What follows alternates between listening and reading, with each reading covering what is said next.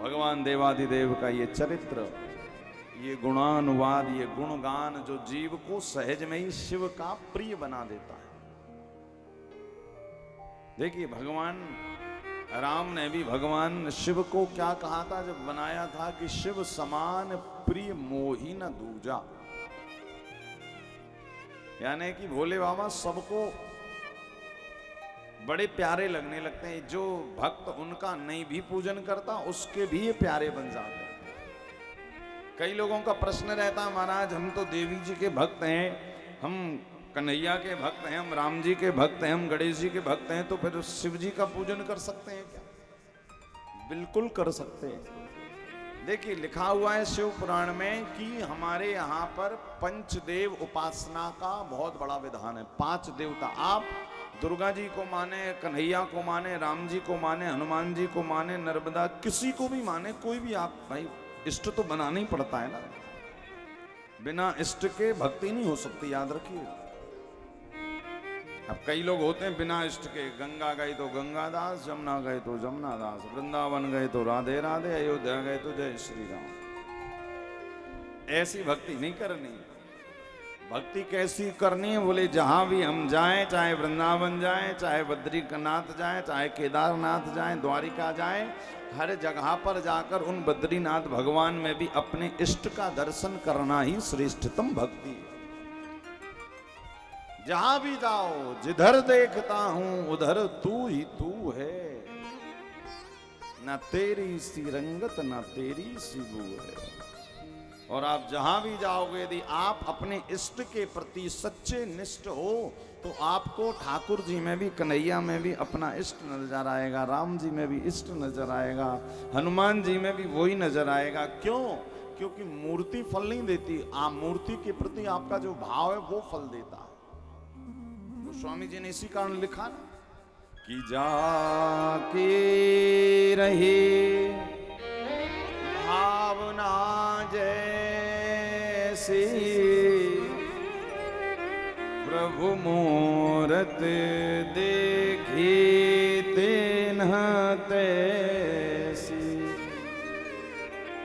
हम लोग अभी कुछ दिन पहले ग्वारी घाट के पास ग्वारी घाट के तट पे एक मंदिर है, शायद आप लोगों ने भी दर्शन नहीं किया होगा, और किया हो तो हमें पता नहीं। एक शिव पंचायत बैठी हुई है, शंकर जी भी हैं, गणेश भगवान भी हैं, हनुमान जी भी हैं, शायद देवी जी भी वहां बैठी हुई हैं। आप लोग शायद गए हो। तो वहां पर रात्रि में लाइट नहीं जलती, रात्रि में लाइट नहीं जलती। और हम रात में ही गए थे, कहीं की कथा से वापस आए तो सीधे पहुंच गए। मन में भाव आया तो पहुंचे, रात्रि के 11-12 बजे होंगे। नर्मदा जी को प्रणाम किया, आ रहे थे तो भोले बाबा का दर लगा, जैसे अंदर कोई है, ऐसे झोपड़ी टाइप की है वो, शायद आप लोगों ने दर्शन ना किया हो।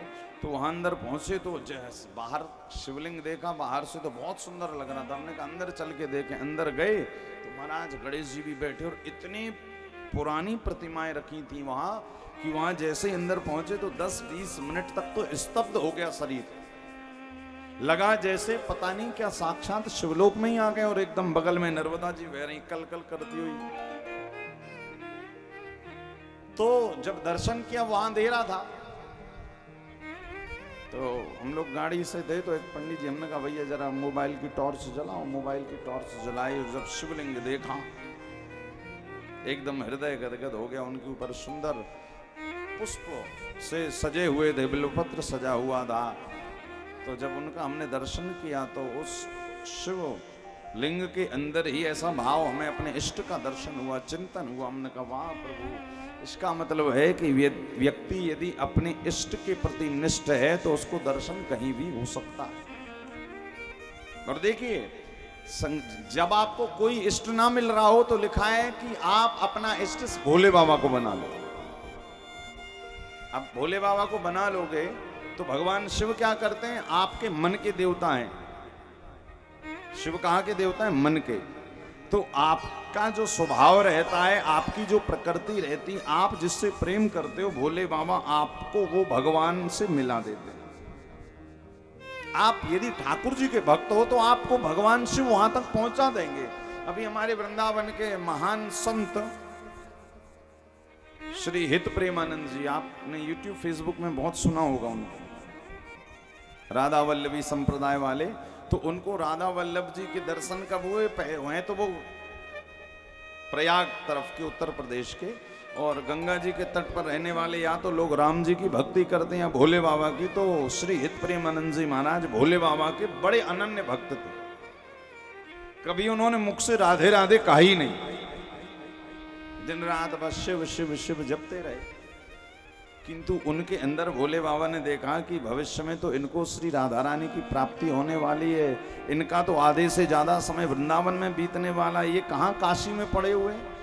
तो भोले बाबा ने ऐसी रचना रची, वो अपनी कथाओं में कहते हैं, अपने प्रवचनों में कहते हैं कि भोले बाबा ने ही कृपा करके मुझको वृंदावन भेज दिया। बोले कभी वृंदावन स्वप्न में भी मैं नहीं गया था कि वृंदावन होता कैसा है। और जब वृंदावन पहुंचे, वृंदावन में महाराज कई वर्षों तक भटकते रहे और अपने भोले बाबा से कहते रहे, बाबा तुमने कहाँ फंसा दिया, बढ़िया काशी में गंगा जी के घाट पर बैठकर भजन पूजन करता था, भिक्षा मिल जाती थी, खा पी लेता था, यहाँ तो कोई व्यवस्था ही नहीं हो रही, आपने खाम कहाँ भेज दिया।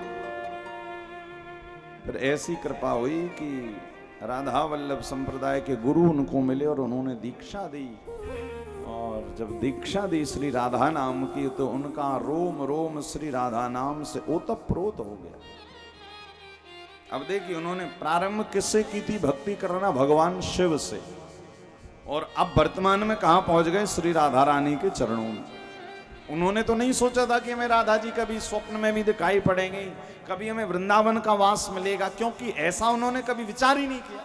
वो तो सोच रहे थे काशी के तट पे रहते हैं, भगवान शिव का जाप करते हैं और यहीं प्राण छूट जाएंगे। किंतु देवादिदेव महादेव ने कहां पहुंचा दिया? वृंदावन। इसका अभिप्राय क्या है? इसका अभिप्राय है कि भैया शिव भक्ति जीव मात्र को करनी ही चाहिए। भगवान शिव क्या करते हैं? भगवान शिव जो तुम्हारे भविष्य में घटित होने वाला होता है, वैसा मार्ग तुम्हारे जीवन में प्रशस्त कर देते कि भैया इस मार्ग से जाओगे तो यहां तक पहुंच जाओ।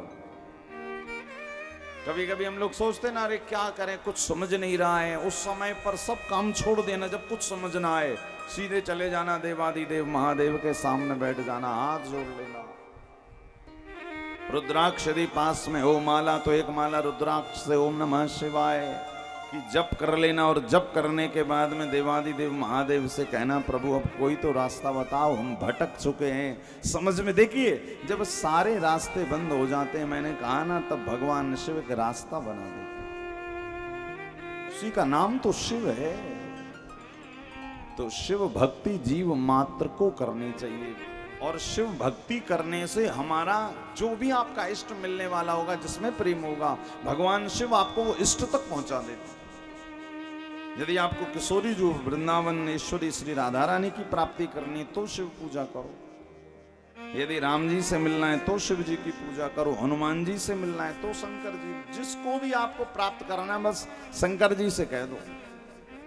और हमारे देवादिदेव महादेव ऐसे हैं कि भैया इनके पास कंफर्म टिकट है हर चीज का, वेटिंग तो लगती नहीं। ऐसे कन्हैया की भक्ति करने जाओगे, एक नहीं कई जन्म निकल जाएंगे, कभी नहीं मिलेंगे।